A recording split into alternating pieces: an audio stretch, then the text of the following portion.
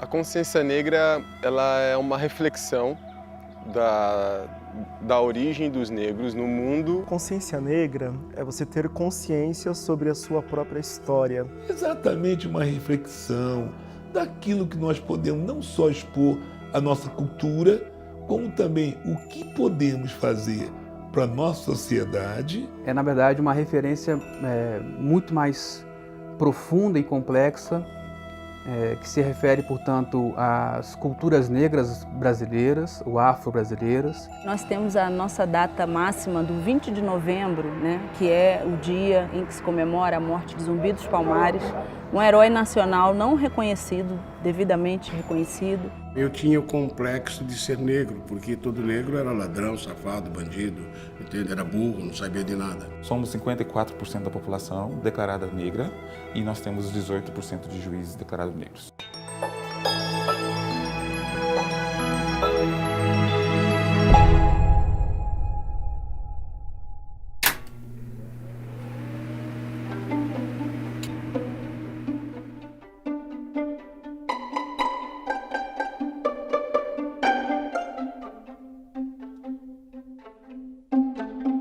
Sou um brasileiro, nascido em Monte Santo, Minas Gerais. Não vou contar a minha idade nem sob tortura, não, mas já estou velhinho já. Me formei em jornalismo, estudei bastante. Estou na Globo desde 2000 e sempre erro isso aí, mas eu estou há muito tempo.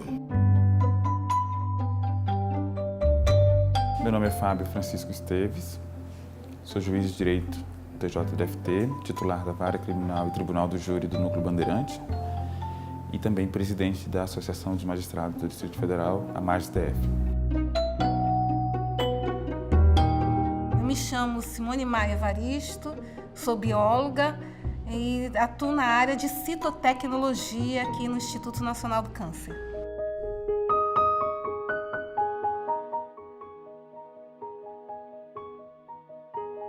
Eu comecei o taekwondo com 7 anos de idade, porque eu era apaixonado por filmes de luta. E aí eu queria imitar aqueles movimentos que eu via dos atores nos filmes. E um dia, em São Sebastião, uma cidade muito pequena, fica a 3 horas de São Paulo, e aí por esse fato eu queria aprender a lutar, a fazer uma arte marcial. E aí minha mãe me levou um dia num clube, um clube chama Tebá, esse clube ainda existe nessa cidade, para pesquisar o que eu poderia fazer. E quando eu vi o taekwondo foi uma grande paixão pela primeira vista.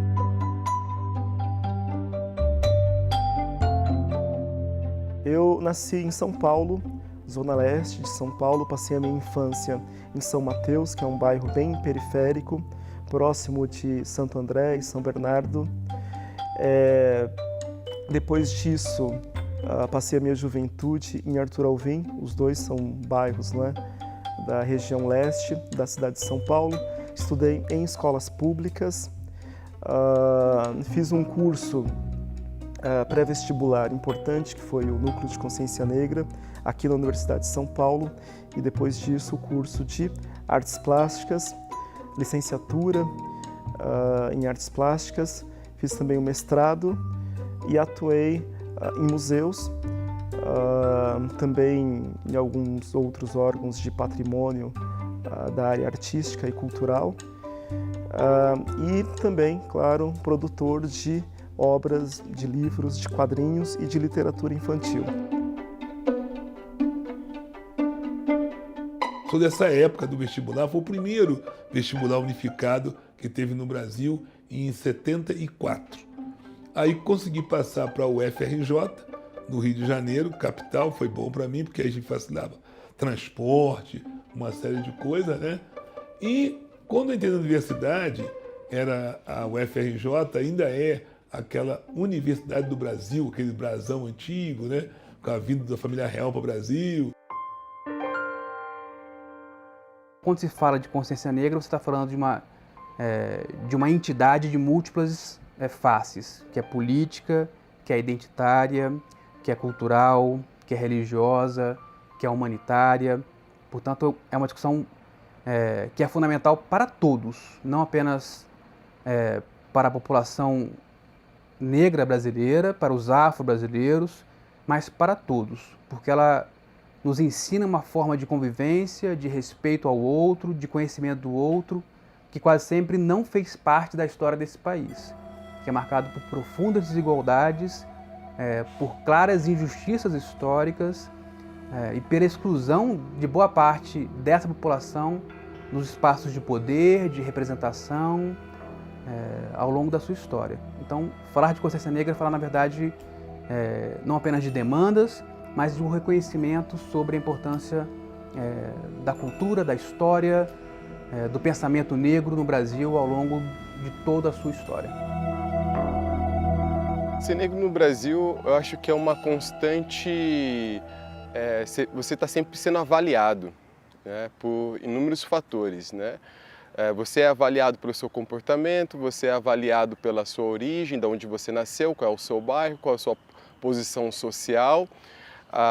Você é avaliado se você tem um carro importado ou não, você é avaliado se você mora numa casa boa ou não, qual é a pessoa que você se relaciona. Então, essa constante avaliação criteriosa, ela é especificamente muito direcionado ao negro. É importante a gente rememorar, não é, lembrar desse fato, porque são 130 anos desde a época da abolição oficial da escravidão. No entanto, até hoje, a gente tem diversas cicatrizes enormes na nossa sociedade devido a esses mais de 3 séculos de escravidão. As pessoas sempre confundem, acham, né, dia do negro, dia da consciência negra é o dia de todo brasileiro, né, reconhecer a passagem, o comprometimento, a contribuição da população negra nesse país. Então, ter consciência do que é ser um país, né, que teve uma das maiores escravidões aí quando a gente fala de povo negro e que durou também mais tempo. Nós temos só 130 anos, né, da oficial data de 1888, então um século não é nada. Então essa consciência negra ainda é muito recente. Durante muito tempo, o dia 13 de maio foi um dia eleito por uma elite branca para que se celebrasse a memória de resistência ou de enfrentamento à escravidão como um marco simbólico. Então, o 20 de novembro é uma demanda dos movimentos sociais negros como uma data também de resistência. Portanto, não apenas o seu sentido histórico, que faz referência a Zumbi dos Palmares, e a fantástica história de resistência a uma sociedade marcada pela escravidão e pelo sistema de opressão, mas também pelo tipo de reconhecimento de que essa data faz muito mais sentido e significado como celebração, como comemorar, portanto, que é o ato de lembrar conjuntamente de uma data, de uma história, de um evento. Eu tenho que falar que nós, brasileiros negros, somos 54% da população. Uns mais claros, outros mais escuros, entendeu? Mas nós somos 54% da população. Eu não quero comandar o país, de maneira nenhuma, mas eu quero que o país me comande e tenha respeito comigo. Eu quero ter no país a possibilidade de ver todos, brancos, negros, índios, o que for, com possibilidades de ler, estudar e juntos reconstruírem, se for necessário, um Brasil que às vezes está afundando lá. A gente sabe muito bem disso. Eu quero que todos, o meu sonho é que todos estejam juntos e empurrem o país para frente. Na maioria das vezes, a palavra negro, até se você procura lá no dicionário, é uma palavra que está associada a questões, a expressões negativas, né? Dia negro, coisa de preto e tantas fome negra e outras expressões que a gente vê que o contexto dessa síndrome aí de uma negritude não é uma coisa positiva. Isso vem de um olhar de uma raça superior à outra, porque quando a Europa tomou a decisão de invadir a África e desses africanos trazer eles para o Brasil, para que eles trabalhassem de graça para alimentar a riqueza daquelas colônias, esse olhar ainda é hoje. Então ele quer que esse determinado grupo ainda continue trabalhando de graça ou recebendo muito pouco, para que situação de poder dele ainda se mantenha. Então, quando a gente fala que o machismo não deve ser discutido só pelas mulheres, porque quem provoca o machismo são os homens. O racismo não deve ser discutido só pelos negros, porque quem provoca o racismo são os brancos. A representação do negro no meio científico é aquilo que eu estava te falando. Eu não tinha percebido, mas ainda é pouca. Ou eu acho que está precisando reunir mais para a gente ver e conhecer. Eu estava numa reunião com um grupo que eu faço de um trabalho, eu até brinquei com eles, porque tem uma hora que eu parei, eram umas 6 pessoas, eram uma biomédica, e eu olhei assim e falei, gente, vocês são todos loiros. Ela disse, mas você está fazendo bullying? Eu falei, não, eu só estou constatando, vocês são todos loiros, né? Porque as meninas tinham pintado o cabelo de loiro, eu estava orientando uma outra, uma equipe, eu falei, caramba, são todos loiros. Desde o pós-abolição, foram criadas diversas estratégias para manter essa população nesse patamar, para fazer com que ela não atinja outros postos, outras posições, para fazer com que ela não chegue, de fato, a usufruir dos bens dessa sociedade. Então, imagino que hoje a gente tem que lutar contra isso. É um modo de você deixar um grupo alijado dos benefícios que essa sociedade tem, e a gente precisa reverter essa história.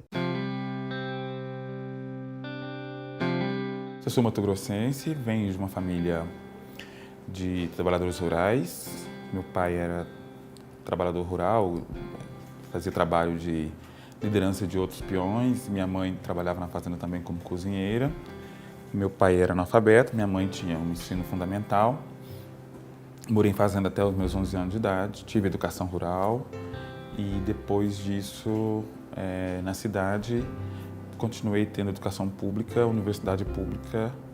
Tomei a decisão de ser juiz quando eu ainda estava no ensino médio, com 15 anos, e 12 anos depois eu tomei posse aqui no Tribunal de Justiça. Foi sorte que a vida me deixou eu nascer nesse momento. De um lado, não se falava tema nenhum. Discriminação, racismo, nem se falava isso. Não tinha.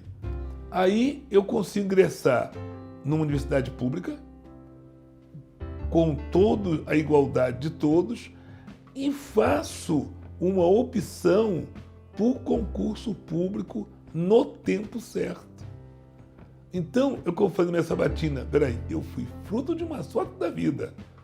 Isso não quer dizer que todos que nasceram comigo tiveram essa sorte. O sujeito que é gordo, ele está num grupo muito grande, só magrinho, ele vai sofrer.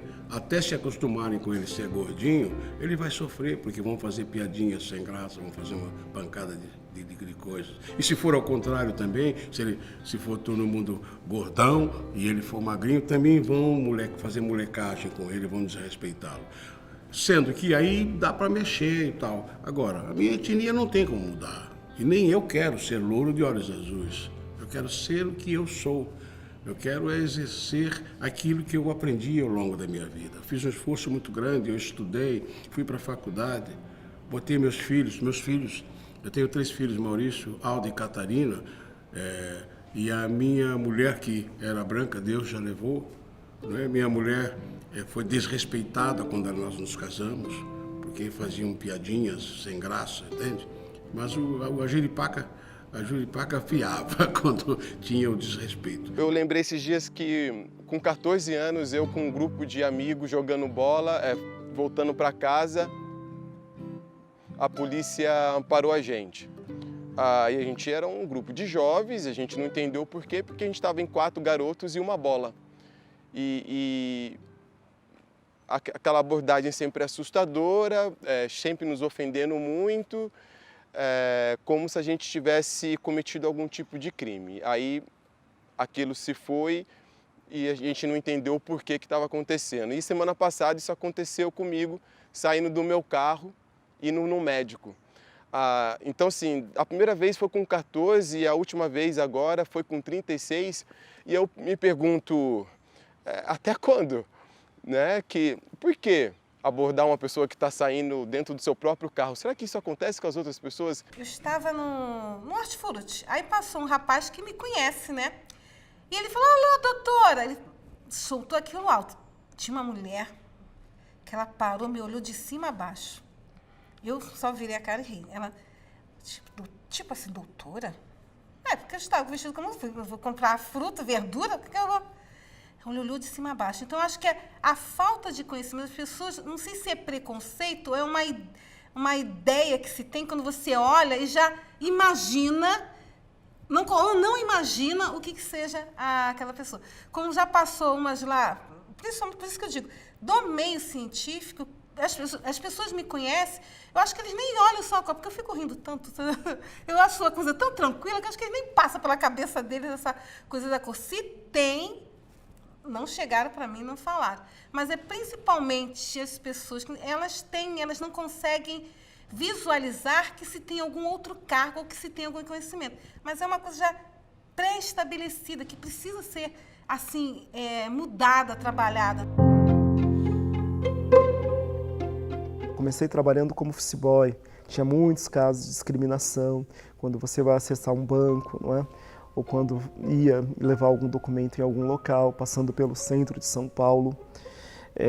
Muitas vezes via como que essa forma, como a juventude negra, e principalmente garotos negros, não é? São marginalizados e são vistos como potenciais marginais, não é? Como que isso opera dentro de uma cidade como São Paulo. Isso era muito forte na minha juventude.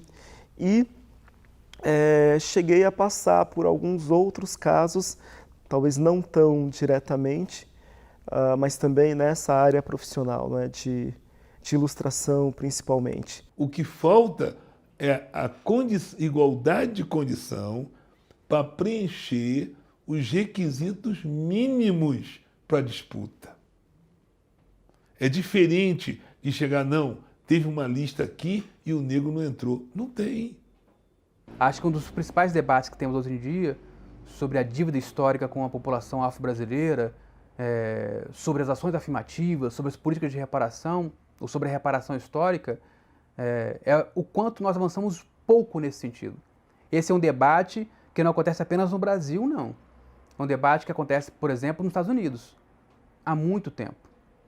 As políticas de reparação, elas têm em outras sociedades, como na África do Sul também, no pós-apartheid.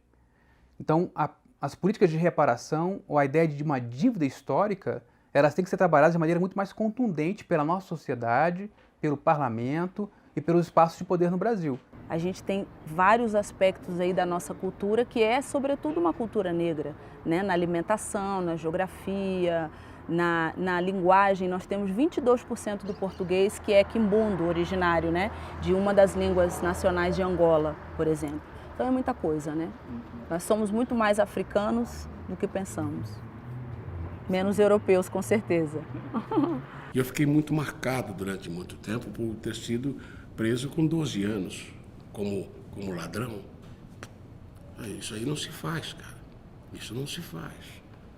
Então, para mim, uma criança branca, azul, roxa, amarela, não importa. A gente tem que ter carinho, afeto e tem que estar do lado, de frente para ele, falando com olho no olho e dizendo não é assim ou é assim. Que eu te aceito como um empregado, mas eu não te aceito como um dono.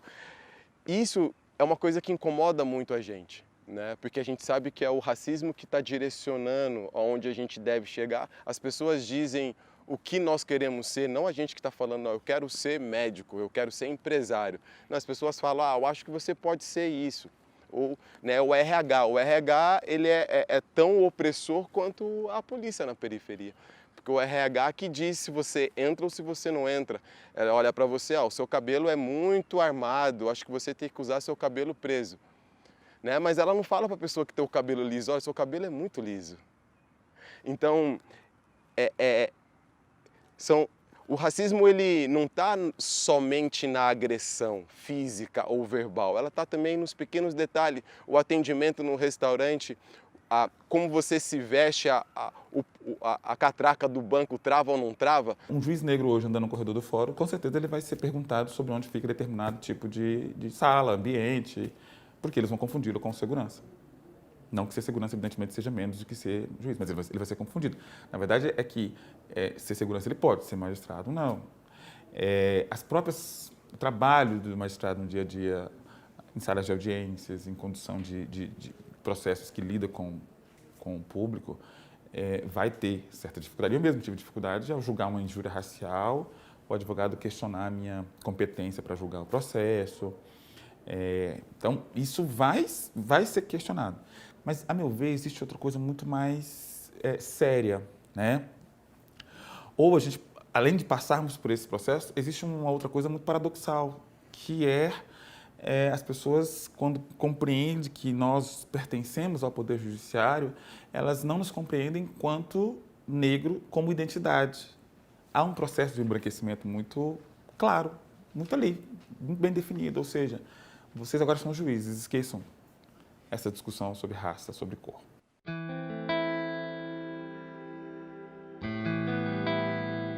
Como diria minha mãe, se me chamar de negra, não vou gritar porque eu sou mesmo. Então, se me chamar de loura, eu fico nervosa. Mas senão... que eu acho que a gente tem que ter um momento de união e não de... Tá, você tem essa ideia, se você realmente quer continuar... Aí é preconceito. Geração de uma certa idade é porque não gosta.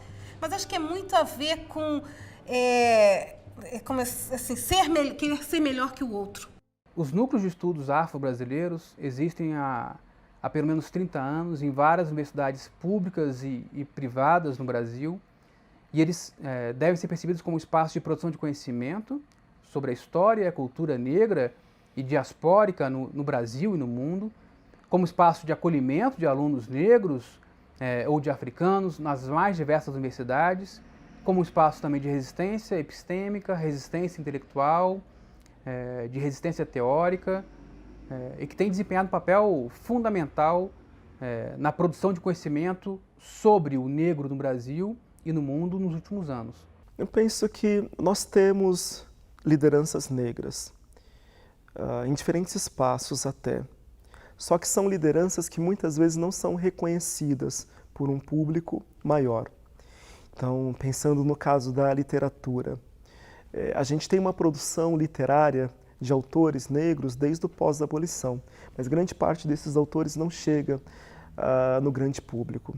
E não chega no grande público porque houve, sim, sistematicamente, uma invisibilidade desse tipo de produção, desse tipo de questão, justamente porque ela vai contra uma forma de ver o Brasil que é a partir da democracia racial, a partir de uma negação de conflitos, e negação de conflitos também étnico-raciais. Infelizmente, isso ainda vigora no nosso país. A gente a todo momento está lidando com isso. Os jovens afrodescendentes, principalmente aqueles que estão ainda nas suas formações, primeiro, elas vivem a história, vivem e estudem a cultura negra, mas procurem a inclusão social através da educação. Procurem e exijam dos segmentos que possam exigir quem tenha formação. E primeira coisa, tem que ter dois binômios. Primeiro, aumentar a autoestima. E às vezes não depende só dele. Ele depende de vários segmentos. Parabenizo os documentários, parabenizo toda palestra, seminários, eventos. Tudo isso é importante para aumentar essa autoestima. Porque normalmente as pessoas têm tendência do quê? Eu estou do lado do rio mesmo, não tem ponte, não vou atravessar. Vou morrer por aqui. E tem que mostrar para a pessoa que é possível. Então, primeiro a autoestima, aí todos nós somos responsáveis. Apesar dos avanços conquistados a partir da implementação da lei de cotas no Brasil, em 2012, e das políticas afirmativas, como na UNB desde 2003, 2004, que conseguiram mudar o perfil do corpo discente, portanto, de estudantes nas universidades públicas brasileiras, você tem ainda um dado que é preocupante, que é o lento impacto na mudança do perfil da composição do corpo docente nessas instituições. Apesar do maior número de ingressos de professores e de professoras negros nas universidades, você tem, em termos estatísticos ainda, uma desigualdade muito grande. a UNB publicou um estudo feito em 2016, que revelava que no seu corpo docente o percentual de intelectuais ou de pesquisadores e professores negros era menor do que 2%. Em outros termos, 98% do corpo docente da Universidade de Brasília é branco. Eu não posso ficar preocupado com qual é o personagem que o negro vai fazer ou que o branco vai fazer.